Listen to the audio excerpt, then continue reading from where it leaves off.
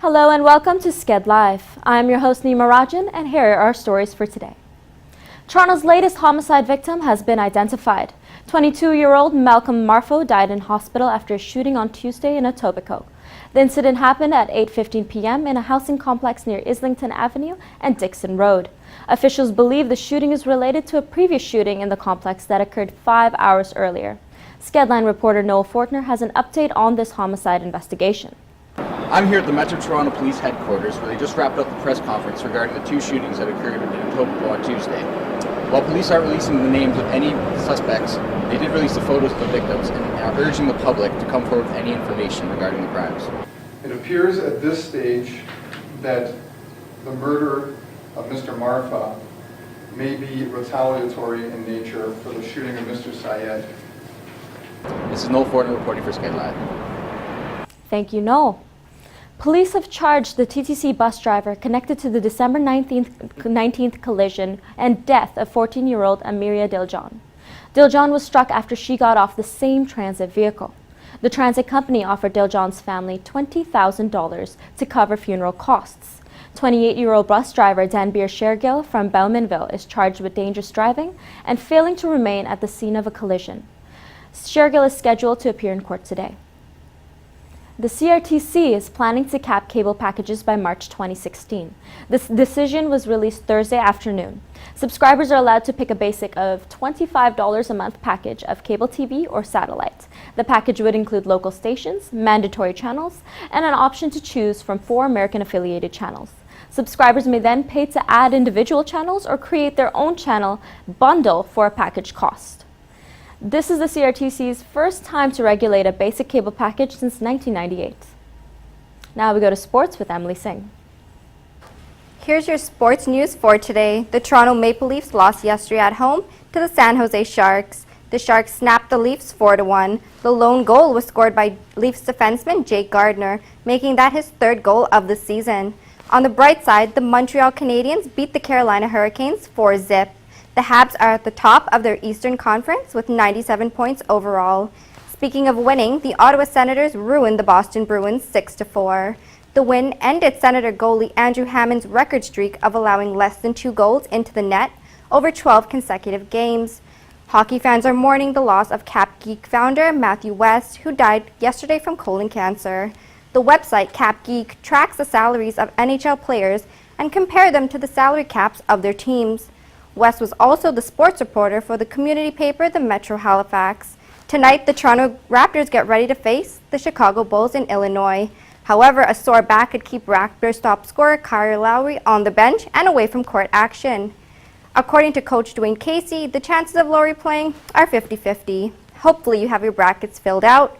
The National Collegiate Athletic Association March Madness tournament tipped off yesterday. Tournament favorite Kentucky Wildcats cruised to a 79-56 victory over the Hampton Pirates. The Notre Dame Fighting Irish had their hands full against the Northeastern Huskies, winning 69-65. 16 games are scheduled today with the Kansas Jayhawks facing the New Mexico State Aggies. In the world of soccer, Real Madrid is getting set to face Atletico Madrid on April 14th in the quarterfinals of the Championship League. 10-time winner Real Madrid will look to add yet another trophy to their collection. With only 2 weeks left in spring training, the Toronto Blue Jays outfielder Michael Saunders is hoping to make a full recovery. Saunders is suffering from a torn meniscus. Saunders wants to be back on the field before opening day on April 13th. Pitcher Aaron Sanchez has been confirmed as a starter. The Jays also improved their spring training record after they defeated the Boston Red Sox 6-3. That's it for your sports update. I'm Emily Singh. Now back to the studio. Thank you, Emily. 137 people were killed today at the Yemeni capital Sana'a when 4 suicide bombers blew themselves up in 2 mosques during Friday prayers. Both mosques are known to be used by supporters of the Shiite Muslim Houthi group, which is currently controlling the government. ISIS has claimed responsibility for the attack. In Brussels, European Union leaders are meeting today. One item of discussion will be the shooting at the National Museum in Bardo, Tunisia. ISIS has claimed responsibility for the fatal attack, which killed 25 people in the museum. 22 of the victims were foreign tourists. 2 gunmen were identified by the Tunisian government as responsible for the attack. A small plane crashed in a Uruguayan lagoon after catching on fire this Thursday. After 10 passengers were killed in the fatal crash, the incident happened in Laguna del Sos, 15 kilometers south of a popular resort town, Punta del Este. The reasons as to how the plane caught fire are still unknown. The Uruguayan Navy is inspecting the wreckage. Troops from Chad and Niger have found what looks to be a mass grave outside of the northern Nigerian town of Damasak. Nigerian forces say that the extremist group Boko Haram has liberated this area. After a 4-month rule, the town of Damasak has been left deserted with Boko Haram's insignia written all over the walls of the buildings, as well as the bodies of previous victims of the group. At the beginning of the year, Boko Haram had controlled about 20 government areas, but with the help of foreign allies, the Nigerian army said Tuesday that they have pushed the rebels out of 17 of the 20 districts. U.S. President Barack Obama spoke with Israeli Prime Minister Benjamin Netanyahu over the phone yesterday regarding the Israeli-Palestinian conflict. Netanyahu's right-wing party won elections Tuesday. Obama reaffirmed the United States' commitment to a two-state conclusion. The FBI is investigating the death of an African-American man who was found hanging from a tree in Claiborne County, Mississippi on Thursday. 54-year-old Otis Bird was found more than 2 weeks after he had gone missing, about half a mile from his home. This incident was found 7 months after the hanging of 17-year-old black male Lennon Lacey, who was hung from a swing set in North Carolina. Lacey's death was originally ruled a suicide by local authorities before the FBI was involved. Officials are probing both cases in search of possible evidence of lynching. The U.S. state of Colorado had an incident on Wednesday where a 7 months pregnant woman was stabbed and robbed of her unborn child. The 26-year-old victim was visiting suspect Danielle Catrice Lane after reading her ad on baby clothing on Craigslist. Lane had lost her 19-month child to a drowning in a fish pond over a decade ago. The 34-year-old suspect had told her husband the unborn child was hers from a miscarriage. Lane had been arrested on suspicion of first-degree murder, first-degree assault, and child abuse knowing and recklessly resulting in death. In India, the Class X state board exams were held yesterday. Students were caught passing papers and answers on them through windows and walls of the examination classrooms. Some students even scaled the exam center walls to ensure their friends received the answers to the test. Video footage of the widespread cheating has gone viral. Today, our sky will definitely be a sight to see for some Canadians. A solar eclipse and a supermoon are to occur today, but unfortunately, since it is our new moon today, our supermoon will not be visible.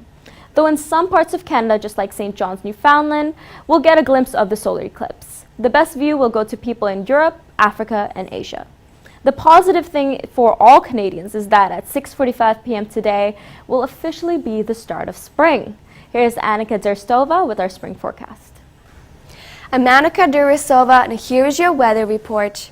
Today is sunny with a chance of clouds this afternoon, high of 6 and low of 2. We may see some rain showers after midnight. Earlier this morning, I went outside to speak with Humber students and find out how they are welcoming spring. It's a warm day today at Humber.